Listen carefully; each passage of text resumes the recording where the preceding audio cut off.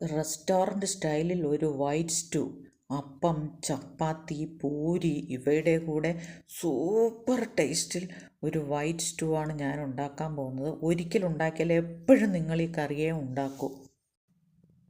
ഒരു കുക്കറിൽ പട്ട, ഗ്രാമ്പു, ഏലക്ക, പെരിഞ്ചീരകം, കൂടാതെ 2 ഉരുളക്കിഴങ്ങ് അരിഞ്ഞത്, 2 ക്യാരറ്റ് അരിഞ്ഞത്, 5 ബീൻസ് അരിഞ്ഞത്, 1 സവാളയും 4 പച്ചമുളകും അരിഞ്ഞത്, ആവശ്യത്തിന് ഉപ്പും വെള്ളവും ഒഴിച്ച് കുക്കർ അടച്ചു വെച്ച് മീഡിയം തീയിൽ 5 വിസിൽ കേൾക്കുമ്പോൾ തീ ഓഫ് ചെയ്യുക.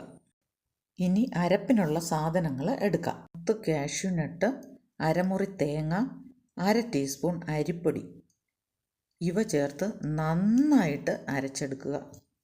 ഇതിനിടയിൽ 5 വിസിൽ കേട്ടപ്പോൾ ഞാൻ കുക്കർ ഓഫ് ചെയ്ത് തണുക്കാൻ വെച്ചിരുന്നു. ഉരുളക്കിഴങ്ങ് പൊടിക്കുകയൊന്നും വേണ്ട, അല്ലാതെ തന്നെ നമുക്ക് ആവശ്യത്തിനുള്ള കൊഴുപ്പ് നമുക്ക് കിട്ടും. നമ്മളിപ്പോൾ അരച്ച് വെച്ചിരിക്കുന്ന അരപ്പ് ഈ ഉരുളക്കിഴങ്ങ് കൂട്ടിലേക്ക് ഒഴിച്ച് ഒരു തിള വരുമ്പോഴത്തേക്കും നമുക്ക് ഇറക്കാവുന്നതാണ്. കറിവേപ്പിലയും കുറച്ച് നല്ല വെളിച്ചെണ്ണയും കൂടെ ഒഴിച്ച് നമുക്ക് തീ ഓഫ് ചെയ്യാം.